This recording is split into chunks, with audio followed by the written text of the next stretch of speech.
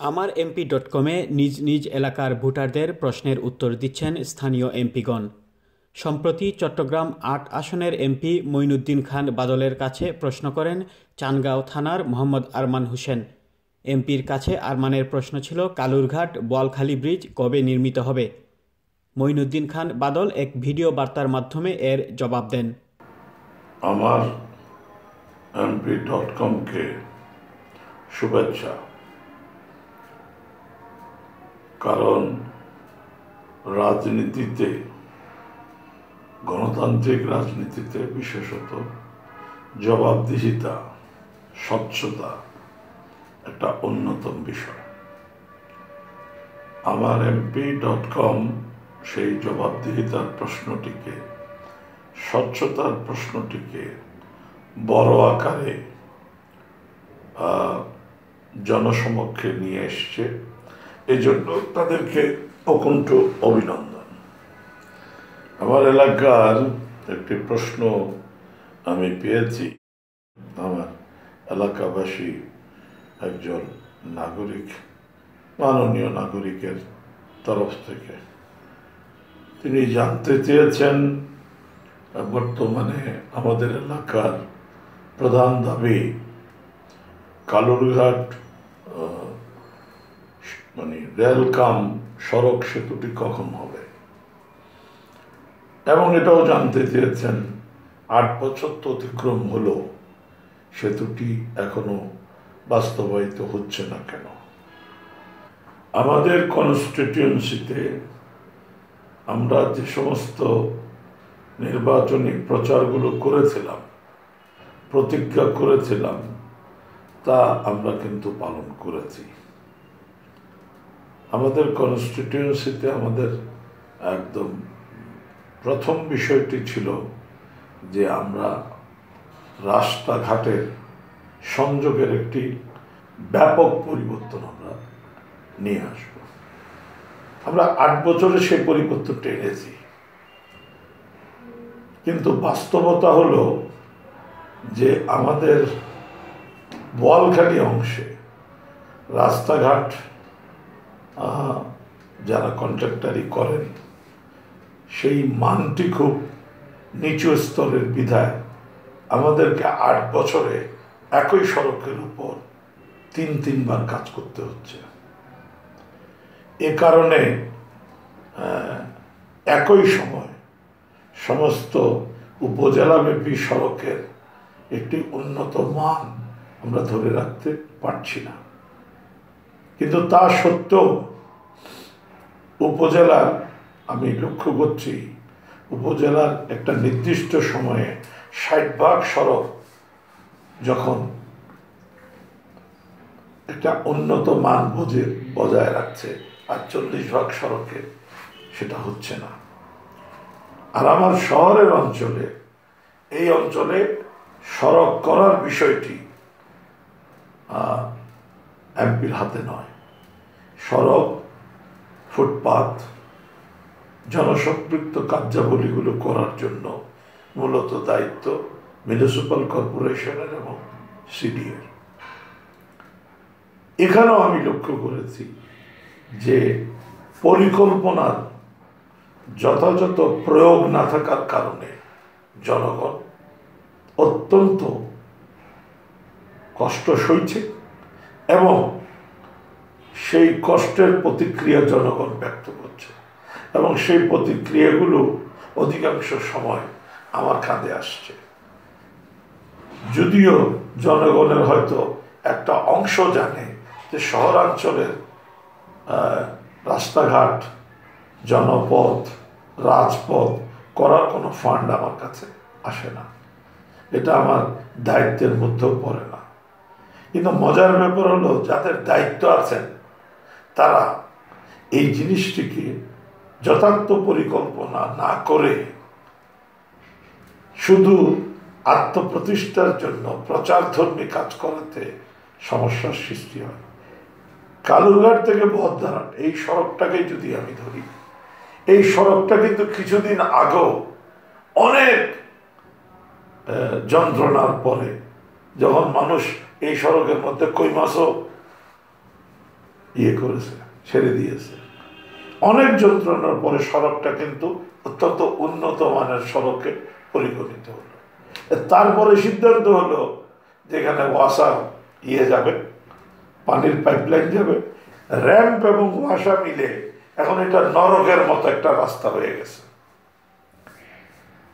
সুতরাং সেখানে একটি বড় প্রশ্ন, আমরা কি র্যাম্প চাই না? আমরা যদি র্যাম্প চাই তাহলে কিন্তু এই র্যাম্প সংক্রান্ত কিছু দুর্ভোগ আমাদেরকে পোহাতে হচ্ছে। আমরা কি পানি চাই না? তাহলে পানির নিচে দিয়ে পাইপলাইন নিয়ে যাওয়ার দুর্ভোগ পোহাতে হচ্ছে। কিন্তু এখানে যে ইস্যুটি প্রণিধানযোগ্য সেটি হলো, এই পরিকল্পনা যখন করে তখন কিন্তু এই যে ধুলাবালি এইটারও নিরসন এবং জনগণ যাতে পাশ দিয়ে ভালো মতো চলতে পারে সেটাও কিন্তু পরিকল্পনার মধ্যে থাকে। সেই পরিকল্পনাটার ব্যত্যয় ঘটছে, পাবলিক সাফার করছে, পাবলিক চিৎকার করছে, সরকারের ভাবমূর্তি নষ্ট হচ্ছে। এই জায়গাটা আমি যথাযথভাবে দেখার আহ্বান জানাব। আমরা যখন কালুঘাট সেতুর ব্যাপারটি আসব, কালুঘাট সেতুর প্রশ্নে আমি বিস্তারিত বিভিন্ন জায়গায় বলেছি। যিনি প্রশ্ন করেছেন তিনি হয়তো সেটা দেখেননি বা শুনেননি। এ নিয়ে আমি পার্লামেন্টে অনেকবার চিৎকার করেছি, একবার নয়। এখানে মূল বিষয়বস্তু হলো কালুরঘাটে একটা রেল কাম রোড সেতু করার সরকার সিদ্ধান্ত নিয়েছে। এই রোড কাম রেল সেতুটি করে সরকারি একটা পরিকল্পনা ছিল যে এই সেতুটি বর্তমান সেতুর 300 মিটার উজানে, 300 মিটারের মধ্যে এই আরেকটি সেতু নির্মিত হবে। সরকারের এই পরিকল্পনায় বাংলাদেশ রেলওয়ের বিবেচনা ছিল 850 কোটি টাকা ব্যয়ে এই সেতুটি নির্মাণ করা সম্ভব। কিন্তু বাস্তবিক অর্থে যেটা দাঁড়িয়েছে সেটা হলো, এই সেতুর টাকাটির জন্য সরকার বিদেশি ডোনারদের কাছে অ্যাপ্রোচ করেছে। সেই ডোনারদের অ্যাপ্রোচের মধ্যে পজিটিভ রিয়াকশন করেছে সাউথ কোরিয়া।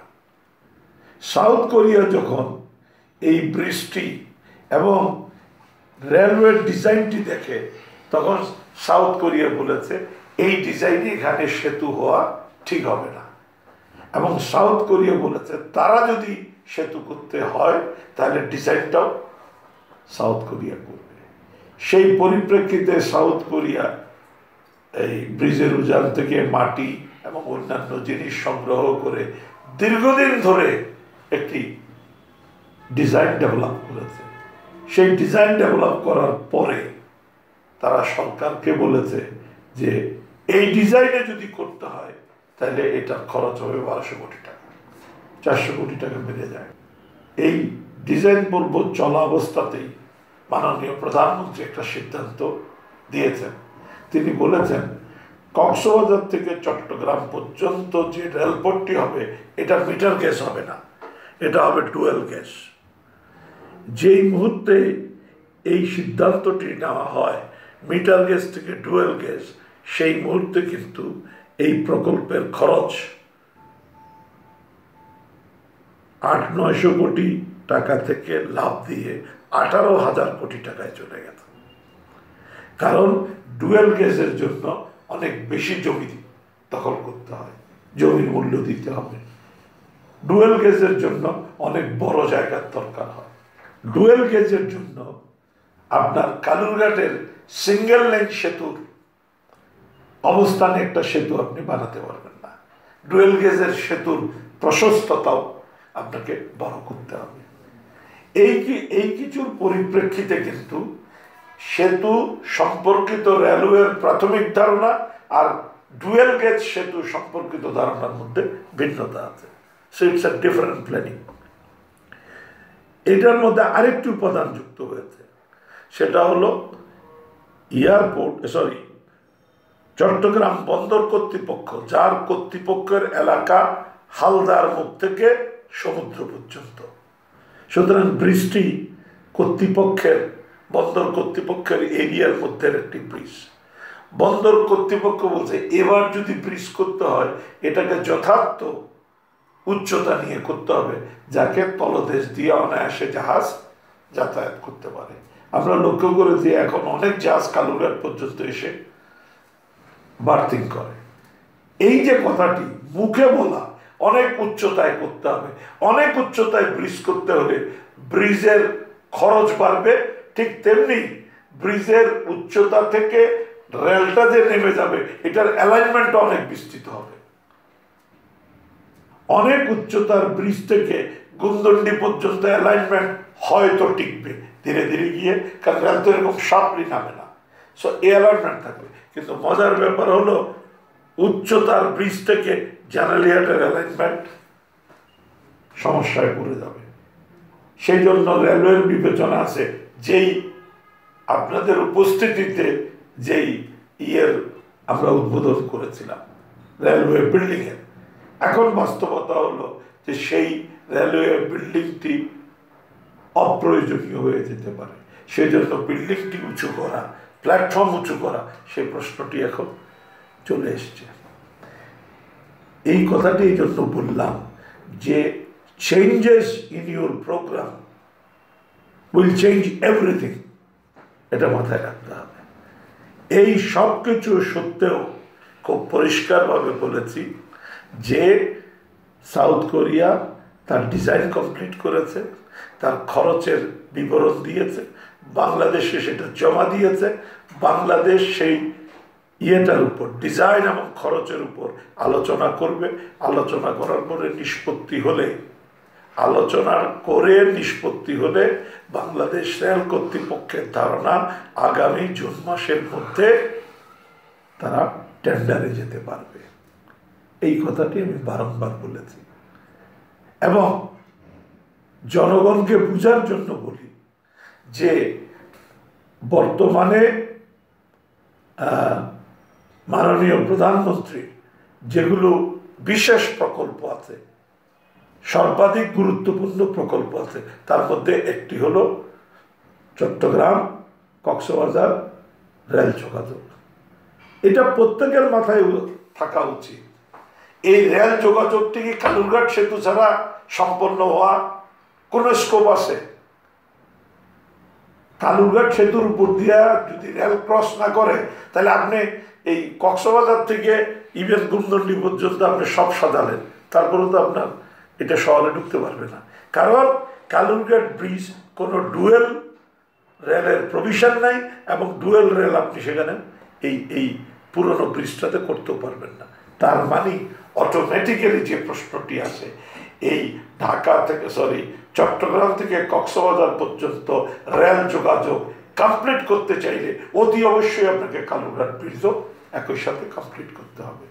সুতরাং আমি যে কথাটি বললাম, আমি আমার প্রশ্নকর্তার উদ্দেশ্যে বলতে চাই, আমি বাংলাদেশ রেলওয়ে যারা এই ব্রিজ কর্তৃপক্ষ, এই ব্রিজটি করার কর্তৃপক্ষ বাংলাদেশ রেলওয়ে আমাকে শেষ যে প্রতিবেদন দিয়েছে সেই প্রতিবেদনে এই ব্রিজটি আগামী জুনের মধ্যে তারা টেন্ডারে চলে যাওয়া অবস্থানে যাওয়ার জন্য তারা খুব দ্রুততার সাথে কাজ করছে।